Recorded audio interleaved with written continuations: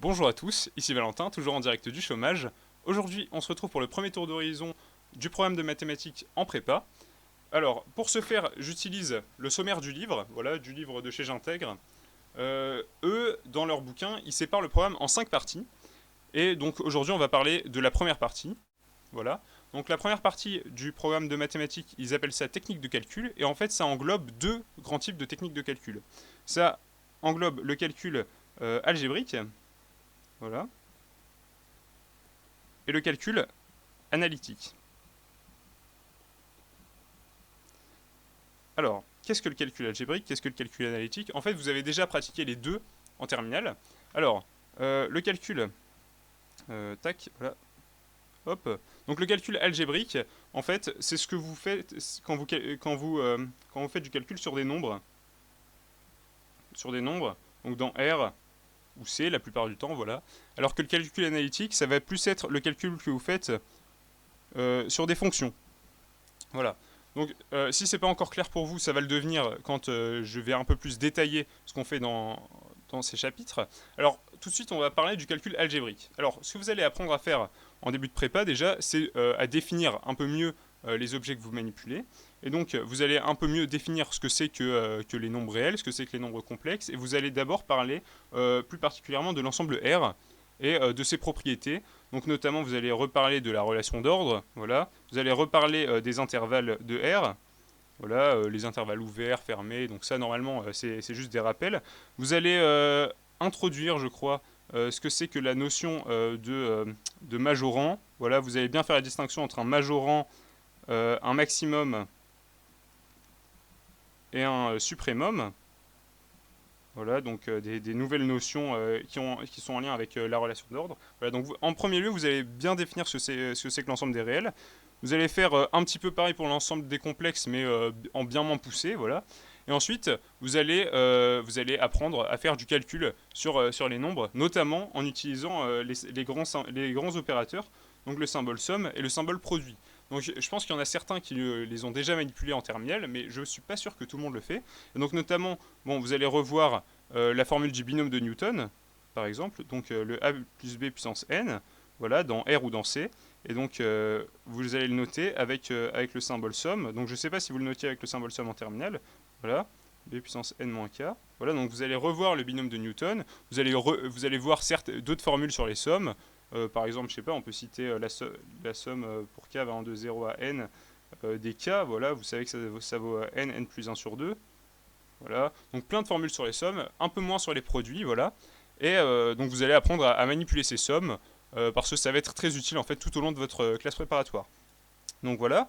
Ensuite, sur les nombres complexes, ou même sur les nombres réels, vous allez apprendre à résoudre, enfin vous allez revoir comment résoudre des équations de ce type-là, voilà, plus c égale 0, quand a, b, c ils sont réels ou complexes. Voilà. Et ensuite, plus généralement, vous allez apprendre à résoudre des systèmes d'équations linéaires.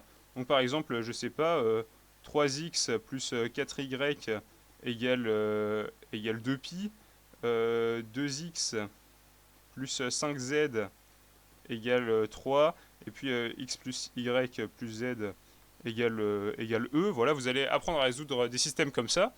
Donc voilà, vous allez pouvoir dire que l'ensemble des solutions, c'est l'ensemble des x, y, z, blablabla. Enfin, voilà, vous allez apprendre à résoudre ce genre de système-là.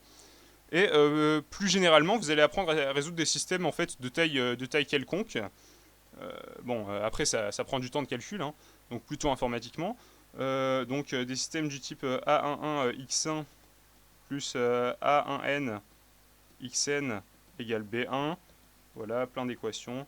AN1 x1 plus ANN xn égale Bn, voilà. Donc vous allez apprendre à résoudre ce système d'équations où là les inconnus que vous cherchez, c'est les x1, xn, et ces coefficients-là, ils seront donnés. Ça va être 3, 5, 2pi, j'en sais rien, voilà. Tous ces coefficients-là, ils seront donnés. Vous allez apprendre à résoudre ce genre de système avec le pivot de Gauss. Je pense que, je ne sais pas si c'est au programme aujourd'hui en terminale, mais le pivot de Gauss, vous allez de toute façon le revoir en prépa si vous ne l'avez pas vu. Voilà. Et donc ça, c'est tout ce que vous allez faire, en gros, en début d'année, sur le calcul algébrique. Maintenant, on va reparler du calcul analytique. Alors, le calcul analytique, vous allez manipuler, comme je l'ai dit, des fonctions, mais pas n'importe quelle fonction. En fait, des fonctions de la variable réelle. Des fonctions de R dans R ou C. Alors, qu'est-ce que ça veut dire de la variable réelle? Parce que c'est peut-être pas clair pour tout le monde. Alors, en fait, c'est très simple. Ça va être des fonctions, une fonction f, par exemple. On va se donner un exemple qui a x associe, par exemple, exponentielle x plus cosinus de x. Donc ça, c'est des fonctions que vous avez déjà manipulées. Mais plus 3i sinus x, par exemple. Voilà. Donc, vous voyez que là, cette fonction, elle atterrit dans C, parce qu'il y a un i ici. Néanmoins, le x qu'on prend là, ce x là, lui, il est bien réel, parce que de toute façon, en tout cas, vous n'allez pas essayer de calculer f de i, parce que f de i, en fait, c'est pas défini, parce que vous allez avoir des cos de i, etc. Ça, qu'est-ce que ça vaut? Vous n'en savez rien. Voilà. Et donc, ce genre de fonctions, bien qu'elles arrivent dans l'ensemble des complexes, elles sont bien de la variable réelle. Et en fait, en première année, la plupart du temps, vous allez manipuler exclusivement des fonctions de la variable réelle. Ce sera excessivement rare que vous manipulez des fonctions de la variable complexe ou des fonctions de variable autre chose. Voilà. Et donc, ces fonctions, en fait, dans un premier temps, vous allez apprendre de nouvelles fonctions. Donc, pour l'instant, vous connaissez principalement les fonctions de puissance. Donc, x puissance 2, x puissance 3, donc des puissances entières, ou alors des puissances négatives, donc x puissance moins 1, x puissance moins 2, vous savez, ça fait 1 sur x, 1 sur x carré. Vous allez apprendre les fonctions puissance 1 demi, par exemple, donc la racine, ou alors même des fonctions un peu plus exotiques, hein, x puissance pi, par exemple. Voilà. Vous allez apprendre à manipuler ce genre de fonctions. Ensuite, vous allez revoir, évidemment, vous en doutez, la fonction exponentielle, la fonction logarithme, les fonctions cosinus, sinus, voilà. Donc ça, je pense qu'on a fait le tour des fonctions qu'on a vues en terminale. Vous allez apprendre ce que c'est que la fonction tangente, ça c'est pas encore trop compliqué. Ensuite, vous savez que la fonction exponentielle et la fonction logarithme, elles sont bijections réciproques l'une de l'autre. Eh bien, vous allez expliciter de nouvelles bijections réciproques, donc l'arcosinus, voilà, cette fonction que vous utilisez depuis la troisième pour retrouver l'angle θ, voilà. Donc arcsinus, arctangente, voilà. Et en plus, vous allez parler brièvement de ce qu'on appelle les fonctions trigonométriques. J'ai oublié le terme. Les fonctions cosinus hyperbolique, sinus hyperbolique, tangente hyperbolique. Donc ça, ce sont des nouvelles fonctions qui ne sont pas vraiment très dures à manipuler, vous allez voir. Et donc ça, on a défini les objets que vous allez utiliser. Et en fait, dans le calcul analytique, ce que vous allez faire, vous allez principalement apprendre à dériver ces fonctions et les primitiver. Voilà.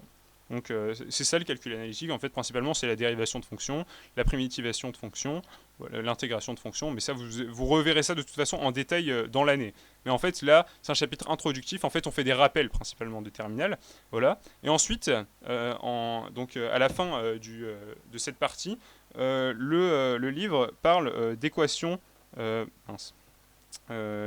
différentielles. Alors, les équations différentielles aujourd'hui, donc à mon époque, c'était pas du tout au programme en terminale. Aujourd'hui, il me semble que vous avez vu les fonctions, les équations différentielles du type f' de x plus a f de x égale b. Donc, ce qu'on appelle les équations différentielles à coefficient constant. Peut-être que vous avez aussi vu égale g de x, voilà, donc des équations à coefficient constant avec second membre non constant. Eh bien, pourquoi on appelle ça des équations différentielles d'ordre 1 à coefficient constant? Tout simplement parce que ordre 1 parce qu'il y a une dérivée première ici, et à coefficient constant parce que le a, il est constant. Eh bien, vous vous en doutez si je vous dis ça, c'est que en prépa, vous allez apprendre à résoudre les équations différentielles d'ordre 1 à coefficient non constant, donc où le a, il dépend de x, f de x égale g de x, voilà. Et vous allez aussi apprendre à résoudre les équations différentielles d'ordre 2 à coefficient constant cette fois. Donc f seconde de x plus a f' de x plus b f de x égale g de x. Voilà. Donc ce genre d'équation avec ici donc le a, le a et le b qui vont être des coefficients constants. Donc voilà. C'est tout ce qu'il y avait à dire sur la première partie du programme de prépa, donc technique de calcul. J'espère que cette vidéo vous a plu. Et je vous dis à très vite pour la suite de ce tour d'horizon sur le programme de mathématiques en prépa. C'était Valentin.